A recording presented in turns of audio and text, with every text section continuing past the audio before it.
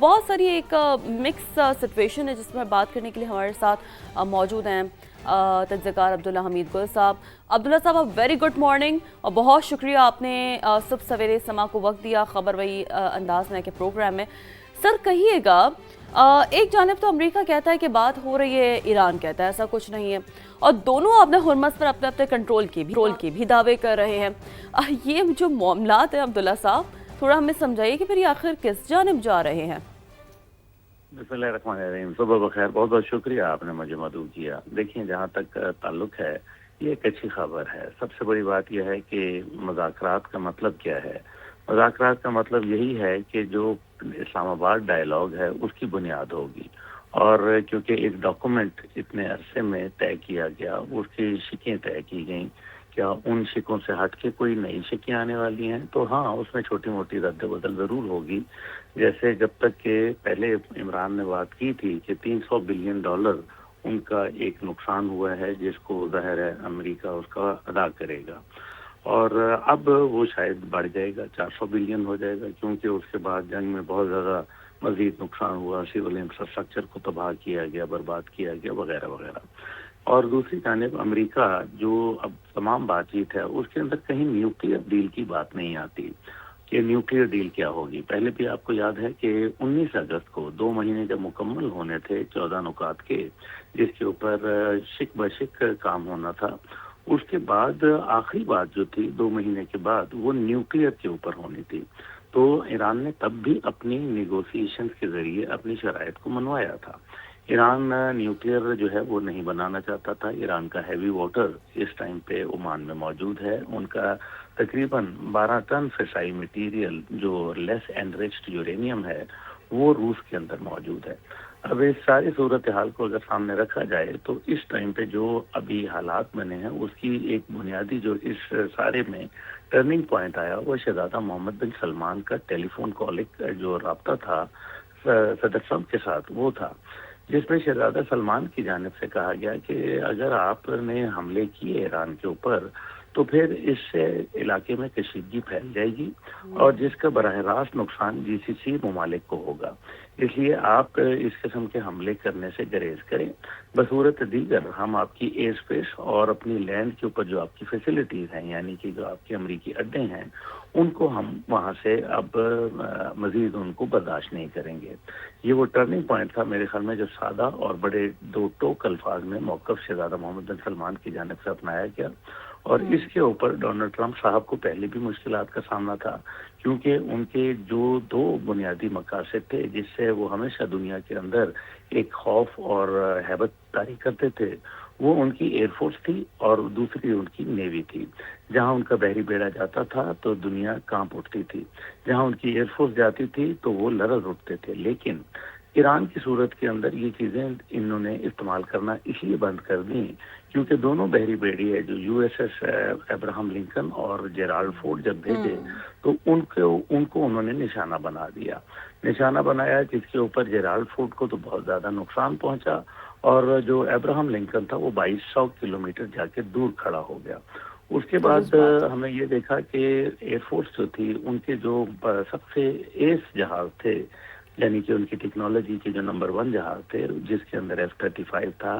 F-15 تھا، اس کے اندر A-10 thunder bolt تھا، KC-135 جو فیولر تھے، اسی طریقے سے ان کے جو C-3 جیسے جاسوسی جہاز تھے، یہ تمام کے تمام ایران نے نشانہ بنائے، اور ان کے ریپر ڈرونز جو تھے ان کو بھی انہوں نے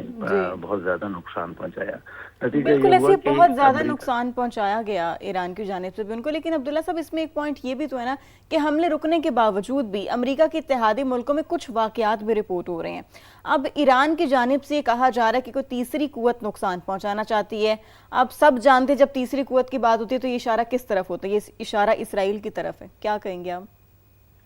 دیکھیں، اسرائیل تو ہمیشہ سے جو ہے نا وہ اسپوائلر رہا۔ میں آپ سے پچھلے گزارش کر رہا تھا، وہ بڑا ضروری ہے۔ تو جب ان کی ایئر فورس اور نیوی ناکام ہوئی تو اس کے بعد کیا تھا، انہوں نے میزائل استعمال شروع کر دیے تو انہوں نے تو کبھی اتنے میزائل بنائے ہی نہیں تھے، ان کو یہ علم ہی نہیں تھا۔ اس کی بنیاد کے اوپر امریکہ میں ایک نئی بحث چھڑ گئی، اور جنرل ڈین کین جو جوائنٹ چیف ہیں اور وائس پریزیڈنٹ JD وینس، وہ انہوں نے کہا کہ جی یہ کام کرنا ہے. ابھی تو ہمیں میسائل سارے ہم استعمال کر رہے ہیں اور وہ ہمارے تھاڈ میسائل 80% ختم ہو چکے ہیں, پیٹریوٹ 60% ختم ہو چکے ہیں, اور اسی طرح MCB میسائل جو ہیں وہ ہمارے اس ٹائم پہ 50% سے زائد خرچ ہو چکے ہیں, اور جو باقی تھے وہ ہم نے اسرائیل کو دے دیے ہیں. تاکہ یہ جب اب آپ کی بات آ گئی, اب انہوں نے کہا جو ہم نے اسرائیل کو دے دیے, اب اسی دوران میں انہوں نے اڈے بھی اپنے شفٹ کرنا شروع کر دیے. اور اب دیکھیں جو عراق کے اندر ان کا ارگل بیس ہے اس کو انہوں نے ستمبر میں خالی کرنا ہے. تو کہا یہ جا رہا ہے کہ یہ روٹین میٹر ہے. روٹین میٹر نہیں ہے, کیونکہ ماضی کے اندر اس کے اندر توسیع ہوتی رہی ہر بات, لیکن اس سال یہ توسیع نہیں ہو رہی. اور دوسری جانب ہم نے دیکھا کہ عراق بہت زیادہ اس کے وزیر اعظم ایکٹیو نظر آئے, اور یہ بھی باتیں آ رہی ہیں کہ کویت کو انہوں نے اپنا واپس جو ایک ان کا پہلے صوبہ تھا وہ کلیم کرتے ہیں کیونکہ کویت بھی ہمارا ہے. اس لیے کویت کی جو ٹیریٹوریل بارڈرز ہیں اب ان کو ایک انتہائی سے زیادہ شدید خطرہ ہے, اور یہی وجہ ہے کہ کویت کے اوپر حملوں کی رفتار بہت زیادہ تیز ہو چکی ہے, جس کا ابھی آپ نے بھی صبح ذکر کیا. دیکھیے اب اس میں جو اسرائیل ہے پھر وہ کیا عبداللہ کر صاحب رہا پتہ ہے. کلامی یہ معذر بٹ ناٹ اونلی کویت, ہم نے دیکھا کہ اس سے پہلے ظاہر سی بات ہے اب ایک بہت مجھے اجازت دیجیے گا کہ خبر بھی ہم ساتھ ساتھ بتا دیں, آپ سے اس پر تجزیہ بھی لے لیں کہ تو ایک صدر رجب طیب اردوان کا بھی سعودی ولی عہد شہزادہ محمد بن سلمان سے ٹیلی فونک رابطہ ہوا, اور پھر اس میں سعودی عرب پر حملوں پر گہرے دکھ کا اظہار کیا گیا. تو ظاہر سی بات ہے میں تھوڑا ریلیٹ کرنا چاہوں گی کہ آپ نے ایک کویت کی اگزامپل دی, پھر یہ تو ہم دیکھ رہے ہیں کہ پھر سچویشن تو ظاہر سی بات ہے مزید ٹینسڈ ہوتی ہے. پھر ظاہر سی بات ہے جو دیگر ممالک ہیں وہ اپنے طور پر تشویش کا تو اظہار کرتے ہیں, لیکن دین اگین پھر یہ تو اس طرح ہم دیکھ رہے ہیں کہ پورا خطہ ایسی انسرٹینٹی کی لپیٹ میں پھر آ جاتا ہے. عبداللہ صاحب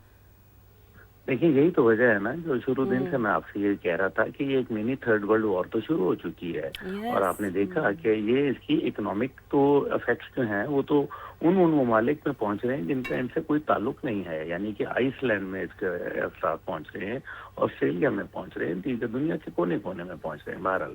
دیکھیے جو اس ٹائم پہ مقصد یہی تھا, پہلے امریکہ یہ چاہتا تھا کہ خطے کے اندر یہ جنگ پھیلے تاکہ دوسرے ممالک انوالو ہوں. امریکہ نے نیٹو کو انوالو کرنے کی کوشش کی, انہوں نے جھنڈی دکھا دی, انہوں نے یورپین یونین سے بات کی, انہوں نے ٹکا سا جواب دے دیا. انہوں نے جو ہے عرب ممالک کو کہا تو عرب ممالک نے کہا کہ آپ تو ہمارے لیے خود یہاں ڈیفینس شیلٹر پرووائڈ کرنے کے لیے آئے تھے, آپ ہم سے مدد مانگ رہے ہیں, ہم آپ کی مدد کیا کر سکتے ہیں. اور پھر ایران نے یہ اپنا موقف پہلے دن سے اپنایا تھا کہ جو خطے کے اندر ایئر بیسز جو 13 ایئر بیسز موجود ہیں اگر ان سے حملہ ہوا تو ہم جوابی کارروائی کریں گے. اور ایران کے میسائل جو ہیں اب جب سے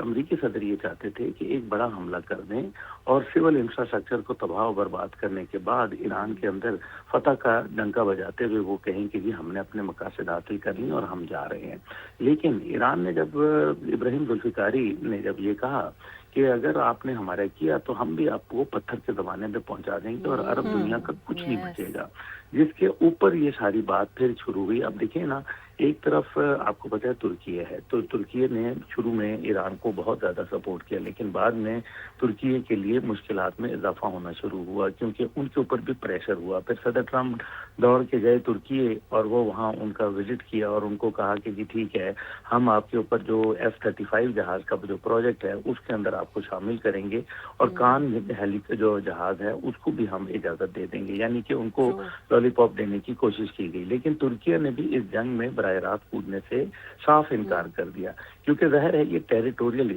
ایشو ہے. اب سب کو یہ سمجھ آ گیا کہ اصلی جو خطرہ ہے وہ تو اسرائیل سے, اور یہی وجہ ہے کہ پاکستان کے ساتھ ہم سعودی عرب کا ایک دفاعی معاہدہ ہوا, کیونکہ ان کو یہ پتہ ہے کہ اسرائیل سے اگر ایران سے مستقبل میں سعودی عرب کو خطرہ نہیں ہوگا, جو کہ پہلے آپ کو پتہ ہے 2023 کے بعد پاکستان اور چین کی مشترکہ کاوشوں اور کوششوں سے ہم نے ایران اور سعودی عرب کے تعلقات کو بحال کروایا تھا, اور یہی وجہ ہے کہ ان کو اس سے خطرہ کم ہو گیا تھا.